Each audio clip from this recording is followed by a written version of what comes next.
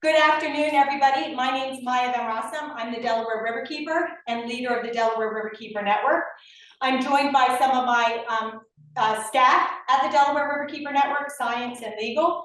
And I'm joined by my colleague at the Hudson Riverkeeper organization, the Hudson Riverkeeper herself, Tracy Brown, who also has some of her team, her science and legal team, joining us here today in case we need their assistance on questions.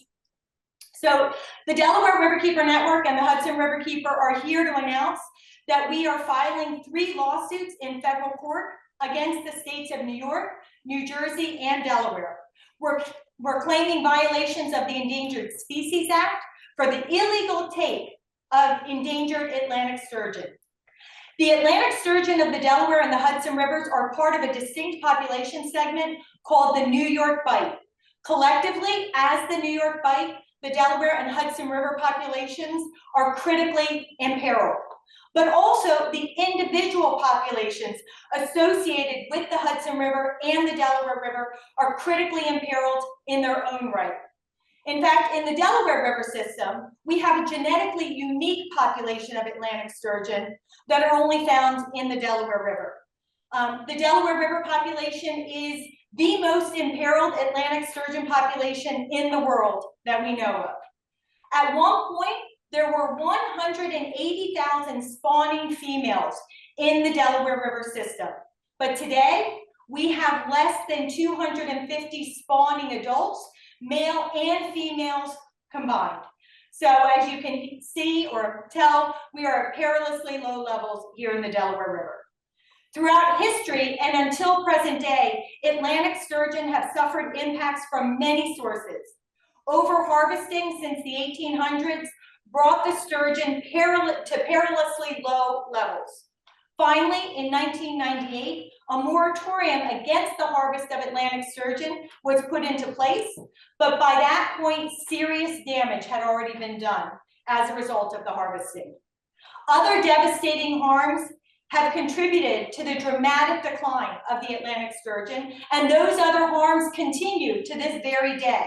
They include, amongst other things, dredging and deepening of our river systems, vessel strikes, blasting of critical habitat, pollution, habitat loss, including from the dredging, the blasting, but also construction and fill in the actual river systems, and bycatch as a result of commercial fishing operations. These have all taken their toll on our Atlantic sturgeon. Our organizations have been active in challenging all of these harms. And here in the Delaware River system, we have advocated and litigated against every single one of these threats and continue to do so today. But sadly, the federal and state agencies entrusted to protect the species have not been so vigilant. All of these harms have advanced with the approval and, when needed, the actual permitting of the National Marine Fisheries Service and the state agencies. So it was no surprise when we came to realize through research that the state and federal agencies had collectively and knowingly failed to fulfill their obligations to protect the Atlantic sturgeon of the Delaware and the Hudson River systems from bycatch in the way that the Endangered Species Act requires. The fact is, the state and federal governments have known about the perilous situation of the Atlantic sturgeon for decades, and therefore known of the need to act for decades. It was all the way back in 1991 when the Atlantic sturgeon of our region were identified as a candidate species pursuant to the Endangered Species Act. This put our state and federal governments on notice that the Atlantic sturgeon of our region were headed towards endangered status and potentially extinction, and that they needed to act to protect them from all the threats the sturgeon were facing, including the bycatch. But they didn't take the needed action. And so the march towards extinction continued. Later, in 2012, the Atlantic sturgeon were actually listed as endangered pursuant to the Endangered Species Act. Since that time, the need for action by our state and federal agencies has been unquestionable. And throughout all this time, the states and the federal government have known about the bycatch as a serious issue of concern when it came to the ongoing perpetuation of the Atlantic sturgeon species. Bycatch isn't just happening a little bit here and a little bit there. Unfortunately, there's a lot of bycatch taking place, and there's bycatch happening in no less than 13 different commercial fisheries that we know of. It may very well be more. When the endangered designation was given to the Atlantic sturgeon, the states knew or should have known that they had to prevent the bycatch of the Atlantic sturgeon. And to the degree that they could not stop it, that they needed to file for and secure an incidental take permit from the federal government in order to allow it to continue. But they did neither. The states of New York, New Jersey, and Delaware have not only failed to take meaningful action to protect the sturgeon from the death or harm due to bycatch, but instead they've actually done quite the opposite. They have knowingly authorized it to continue. Had the states filed for and secured the incidental take permits, things could have been different for the Atlantic sturgeon of our rivers. There could have been put in place limitations on how, when, where, or to what degree commercial operations were taking place in order to avoid harm to the Atlantic sturgeon.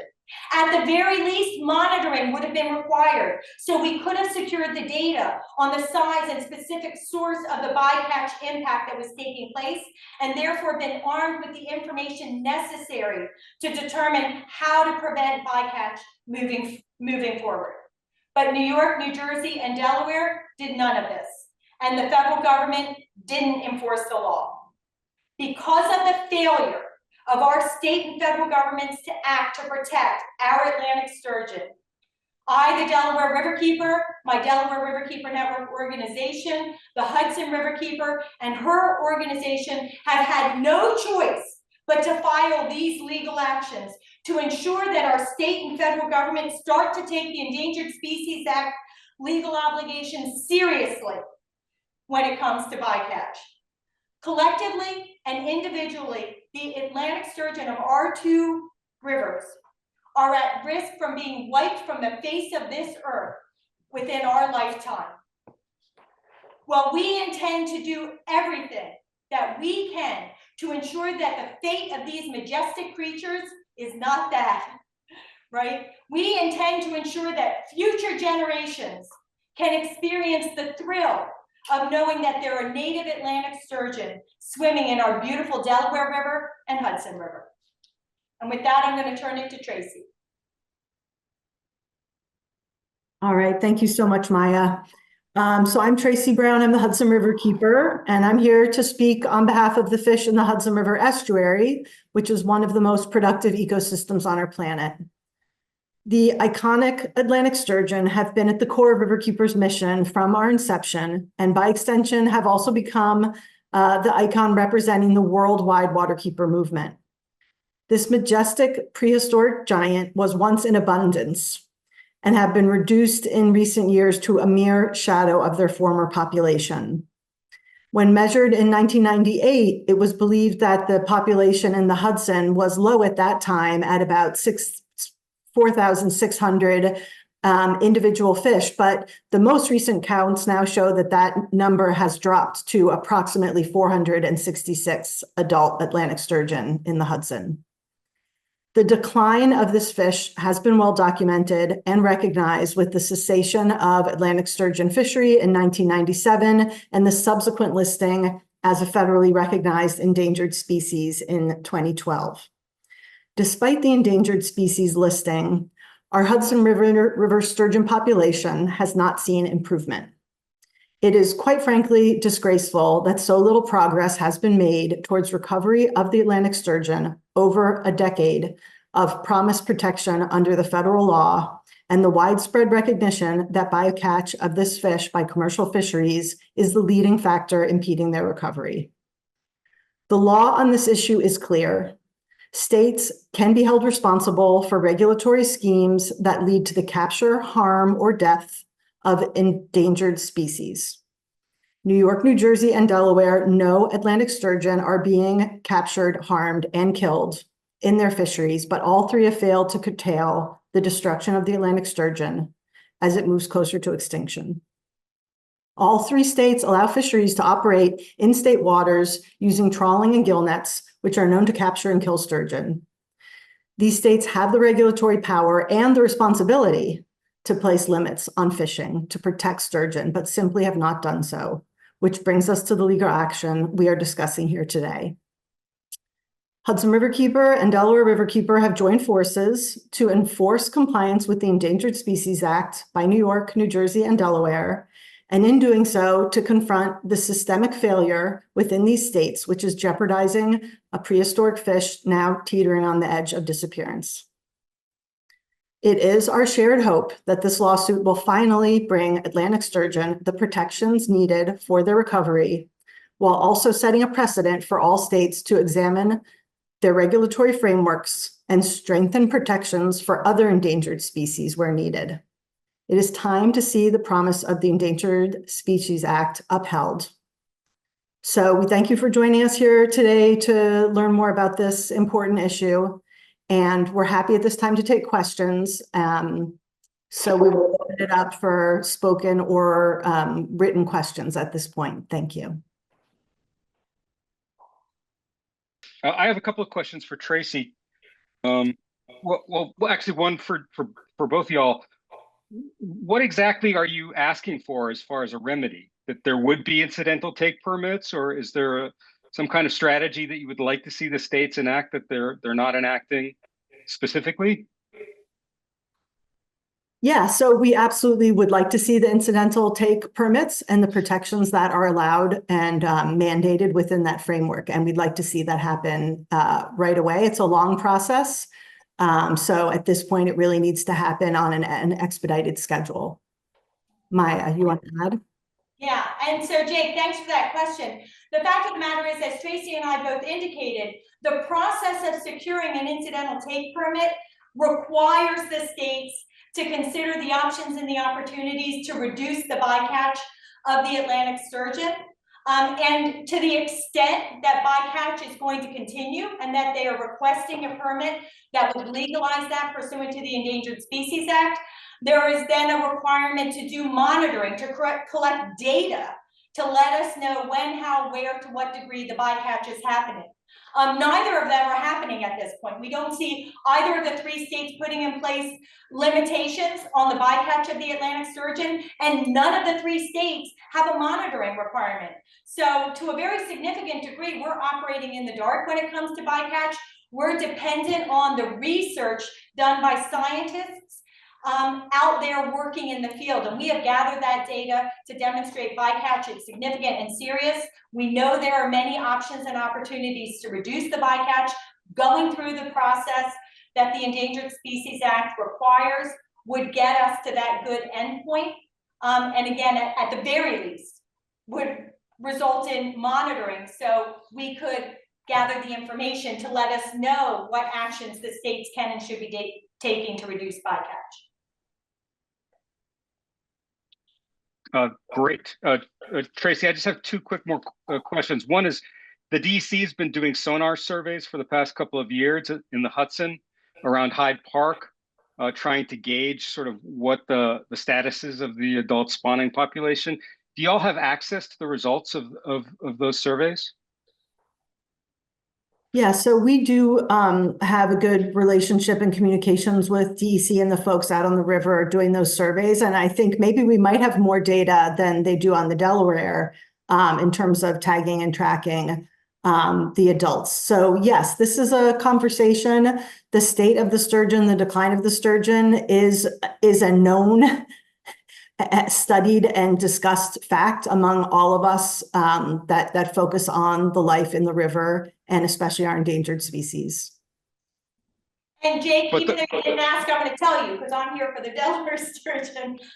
There actually, at one point, it was believed that the Delaware River population had in fact been lost, but around 2010, they started to find juveniles again. But there is at this point quite a robust tagging program for the Delaware River population of Atlantic sturgeon, and more data are coming into play. And it is through that careful observance by scientists that we know, and frankly, by the federal government, that we know that we have so few sturgeon in the Delaware River system as well as in the New York Bight overall. But Tracy, I'm just asking because that 466 number, that's based on everything that you know at the present time, right? Yes, so that is a number that came from DEC, from their studies. That's the most recent estimate that we heard. I mean, they don't have an exact number, but basically what we know is that there's been a great decline in the adults and particularly in the female population. And right now, the researchers at DEC who are looking at that don't have a specific answer why the females are so much lower than the males. But of course, without the females, we absolutely will not see this population rebounding. So that's of great concern. Great. And I just have one more, Tracy, and thank you for your patience on this.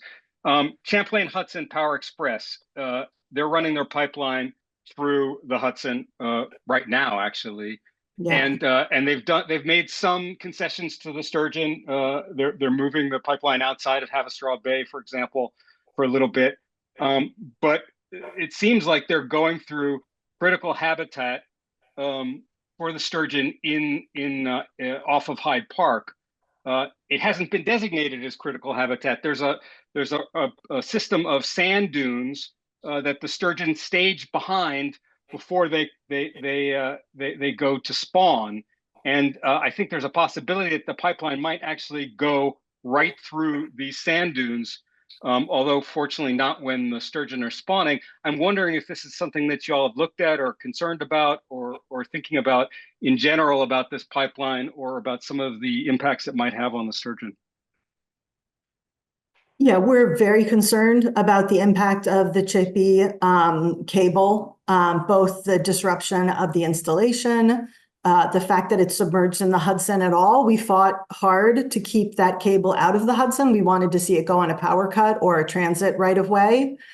And quite frankly, you know, it's a giant science experiment that's being played out now in the Hudson River with this project. And sturgeon is one of the fish that we're most concerned about because of their foraging behavior and how it can be impacted with, you know, changing up the electromagnetic field by adding this giant extension cord, basically running from Canada to New York City. So we really have tremendous concern about that.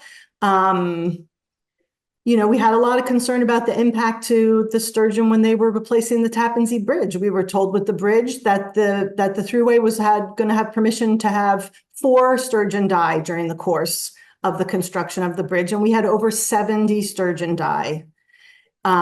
So, you know, you get similar promises that this isn't going to have a negative impact, but the proof will be in the pudding. And by the time we see what the impact is, you know, we'll be locked in to this new piece of infrastructure like all the other infrastructure. So it is one that we were sad to not be able to get entirely out of the river. We really won't know until the project is complete and up and running what the impacts on the sturgeon and the other fish are. And now we're fighting to try and say this should be the only power line that runs under the river. We've got the clear path lines coming through. We're going to have a lot of other, you know, kind of extension cord style power infrastructure coming through as we move towards renewable energy, which of course we support. But there are a lot of other places and safer places to run these power systems. They go through the rivers because they're cheapest. But, you know, define cheap, you know, what are the costs we're willing to pay for expediency? And, you know, the sturgeon and all the life in the river, they're part of our entire web of life. So we're really putting all of our chips on the table when we play scientific experiments on them in the name of expediency. And so, I said clean path instead of clear path. So yeah, so I don't really have anything good to say about the chippy cable. We are doing our best to not repeat that infrastructure route. And we also, I guess on the upside, there is an environmental benefit fund that we were able to secure in our opposition to that project. And we are working to make sure that the Environmental Benefit Fund goes to support other projects that will provide restoration for the river and the life in the river. But this is not part of the lawsuit. You guys aren't suing over this yet. It's not something that's part of this action. It is not explicitly, but I would say, and so Victoria Lung, our attorney on the phone, kind of step in here if I'm misstating, but it's my understanding of the process that as we move forward with this endangered species legal action, that we're going to be opening up a process by which the states will have to look at all of the negative impacts to the endangered species, the Atlantic sturgeon in this case, and I think there is a possibility that something like that could come up. I don't know, Victoria, we haven't discussed that explicitly, and obviously Chippy's kind of permitted and being built, so we probably missed the window on that, but would other infrastructure in the river, future projects in the river in sturgeon habitat, yes, I would think that would be within the scope of what a proper take permit would address. Is that right, Victoria? So this particular lawsuit addresses the commercial fisheries, and we're asking for a permit to cover takes of the commercial fisheries. But any impacts on sturgeon should be examined, especially with these large infrastructure projects. They have to go through environmental review, and at that point, they should be looking at all possible impacts, looking at different mitigation measures, and having that built in before that project can be approved and built.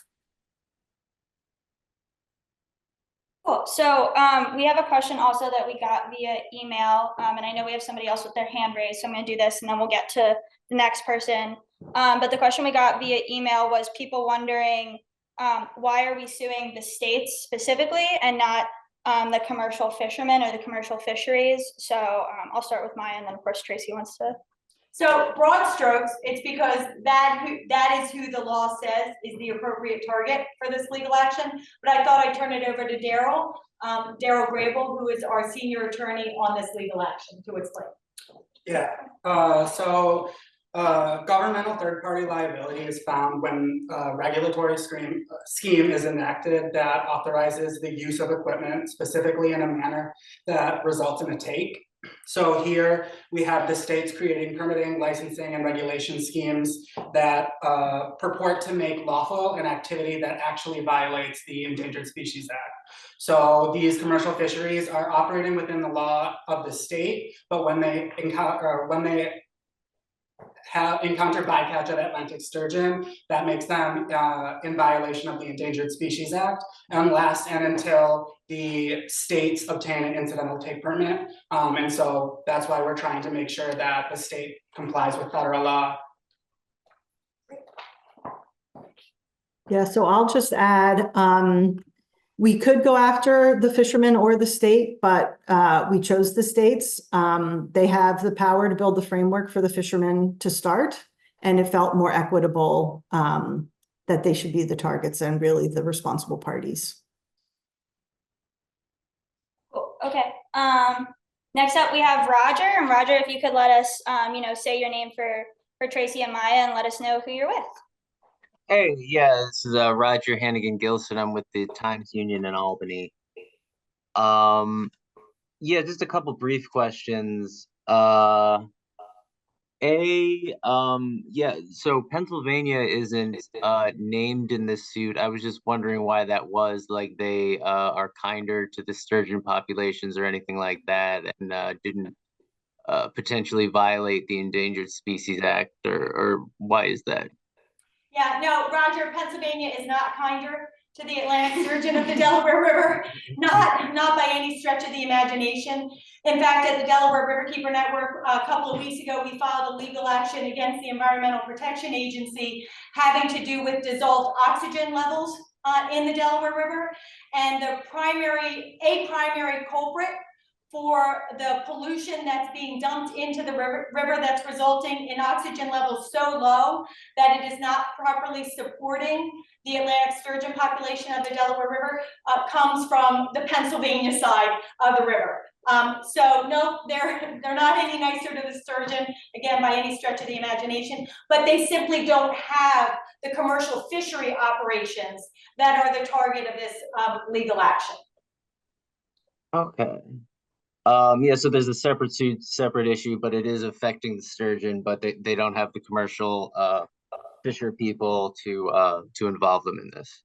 That's correct. The other action, again, is against the Environmental Protection Agency and has to do with the Clean Water Act and allowing so much pollution that, again, dissolved oxygen in the river is not properly protecting the sturgeon, and we're seeking higher oxygen standards. But that's an entirely federal or entirely separate federal action focused on the federal agency. But, you know, as is always the case in these situations, the state have a big part in the harms that are being inflicted.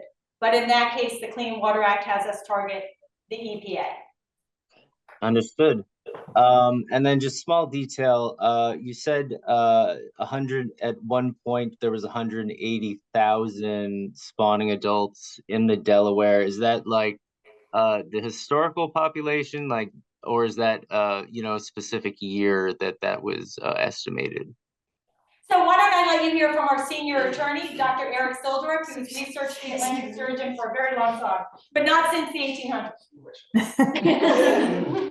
Yeah, the 180,000 number is just for spawning females, and that's a reconstruction from historic catch data led by Dave Secor down at the University of Maryland, and they used catch records from the late 1800s before the population was overexploited to document, based on those catches, what the estimated total adult female population that was spawning in the Delaware River as a total. And so that was before the overexploitation of the fishery, but it was during the exploitation. So numbers probably were even higher prior to the late 1800s when that number was developed. And so that was an overall number for just female coming in. So roughly double that to look at the entire adult spawning population of males and females for the Delaware River. And we are orders of magnitude below that now in terms of our total spawning numbers coming into the river every year.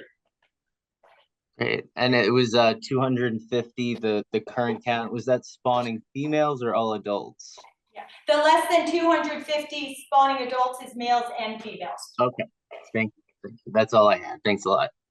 So I have a good factoid for you, Roger, though, because you're in Albany, which is, I don't know if you know that they used to have a nickname for the sturgeon. In Albany, they called them the Albany beef because there were so many sturgeon. Yeah, they called it Albany beef. You can Google Albany beef fish and it'll pop up. And they were and remain in other countries very popular for their roe in particular. Oh, that's a nice tidbit. Thanks. Yeah. Okay. And then we also had a question earlier was, are people able to see the lawsuits and where will they be filed? So the lawsuits are filed in federal district court for each of the 3 separate states. And we have them up on the Delaware Riverkeeper Network website, delawareriverkeeper.org. And perhaps the Hudson Riverkeeper, you also have them up on your website? Yes, the lawsuits will be posted on the website with the press release for this announcement today. At this point, all 3 lawsuits have been filed. They were filed this morning in anticipation of today's press conference. We want to make sure that they were fully in before we announce them. So they have been fully filed at this point. Is there anything you want to add, Daryl? And there are 3 separate lawsuits. We did not join the lawsuits together. We filed them as 3 separate lawsuits for each of the states. At this point, it looks like no more questions. Thank you for being here. Thank you, Delaware Riverkeeper, for your partnership. We look forward to continuing to work on this really important initiative. Thanks, everybody, for joining.